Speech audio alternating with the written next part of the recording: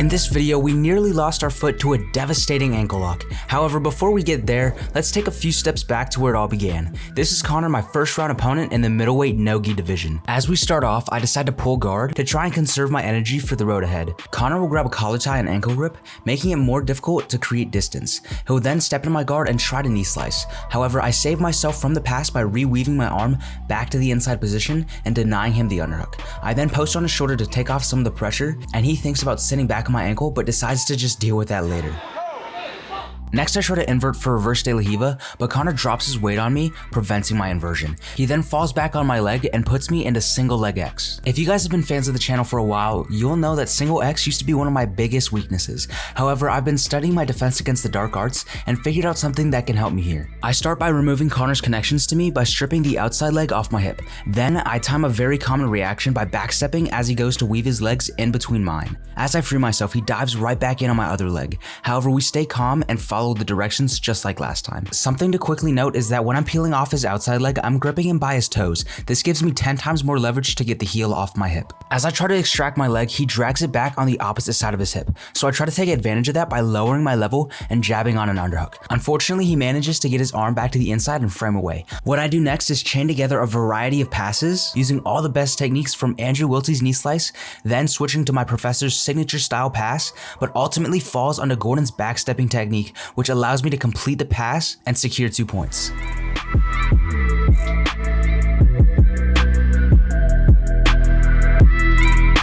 While I secured my points in the pass, Connor easily reguards, throwing all the work I put in out the window. At this point, Connor has defended all my best techniques. However, I put my last bit of energy into one final knee cut, and I finally make it past his guard and secure a dominant position. As Connor begins to sit up onto his knees, something here clicks for me, and I act purely off of instinct. With no prior drilling or even thinking of this move, I jump onto one of the greatest submissions of my career.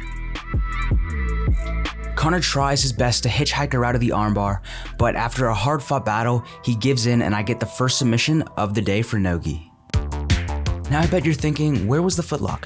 Well, it turns out we'll be facing him again in the absolute division. But before we do that, we have to battle it out with a heavyweight who's also from ZR.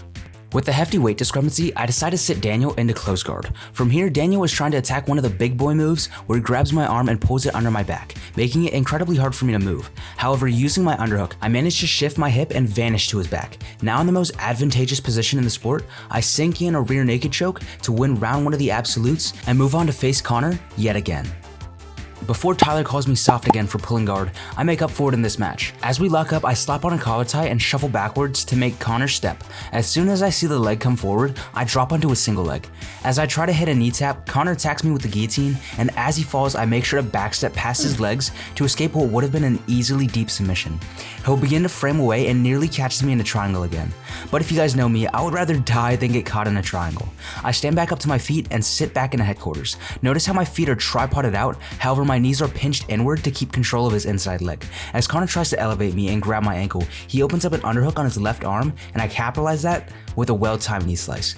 I take my time with the finish and drop the shoulder of justice to minimize the chance of Connor exploding me off. I free my foot and secure the pass to give myself a 5-point lead. Not long after, he'll recover his frames on the inside and use that to push me away to recover his guard. We end up right back in headquarters, and you can only guess what happens next. However, if you haven't been keeping up, we dive in for yet another knee slice, except this one is nice and crispy, as John Michael would say.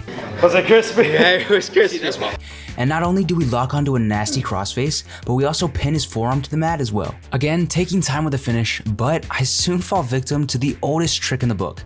I lean a little bit too far, and I get rolled right into turtle. Wasting no time, Connor rolls onto my back and instantly locks in a rear naked. My life is dependent on this single grip. I've got you. I won't let go.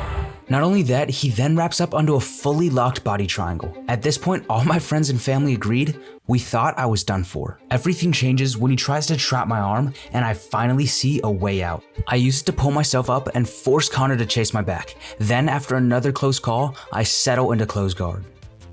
Now you think it couldn't get any worse, but as I'm sure you know, it very well can. However, I still think the end will surprise you.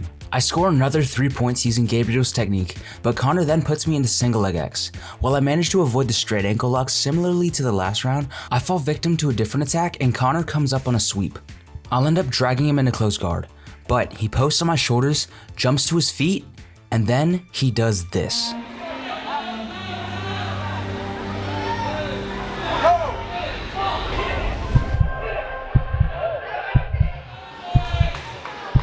By a miracle, I find a way to escape the submission. As I felt Connor lock onto the grip, I launched myself off my shoulders, which allowed me to relieve the braking pressure. I then scooped up under his ankle to pull myself into an inversion and change the angle of my foot. Also note that he had no strong control over my knee, which in turn gave me access to those defenses. The round ends with a slightly pissed off guard passing spaz before winning the match 11-6. But the day is not over yet. While sure, we managed to not get submitted. This is jiu-jitsu, that should be the goal anyway. We still have one final match if we want to get gold in the Nogi Absolute. So guys, this is Jonathan. He's a fairly high level wrestler, as I learned earlier in the day, so I'm not making the same mistake again and I sit to guard. As I try to grab his shin, I met with a palm to the face, warding me off as he kicks back. I'll then shoot myself under to grab De La Hiva, and as he pressures into me, I elevate him into a type of X guard. Now, with full control of his weight under his hips, I grab both his ankles and drive him into the sky with my heel. I'll keep control of his legs until I feel his weight shift back and he concedes to bottom, giving me 2 points for a sweep. I attempt a body lock pass, but if I'm being honest, I don't have the slightest clue how to complete it, so I resort back to the oldie but goodie knee slice. He uses my momentum and pushes me away and then wraps up into 50-50. He'll use this to come up, however, I don't think he got any points for this. I push him into close guard and start attacking an armbar, but this almost costed me getting my guard passed. Luckily, I used my frames to block his chest and then circled in my left leg to solidify my defense. Jonathan starts attacking another double unders pass, but I wrap up onto a Kimura grip and invert for another armbar. This one was so close, but again, merely slipped out. With the clock ticking down, Jonathan starts to pick up the pace, chaining multiple passes and attacking me from every direction. I don't know how long I can withstand these attempts, but luckily my mom lets me know that the game is almost over. All I have to do is hold on for just 5 more seconds and then... Just as Jonathan nearly passes my guard, time conveniently runs out. And so after 3 hard-fought matches, we win the Nogi Absolute. I'd like to give a quick thank you to all my opponents and my teammates who got me prepared for this competition. Now I did have one last surprise for everyone. There's another jiu-jitsu YouTuber who's been talking so much shit to me and others in the community. We've been going back and forth for months and he's always just been straight up disrespectful. But in less than 1 month, I'll be traveling all the way to Trinidad and Tobago with one objective in mind. I'm gonna beat his ass. Some of you may know who he is. For those that don't, I'll leave you with this. Carsahh, you're the biggest pussy I've ever watched on YouTube, and I can't wait to crush you in Tobago. So, how do you feel? That shit hurt.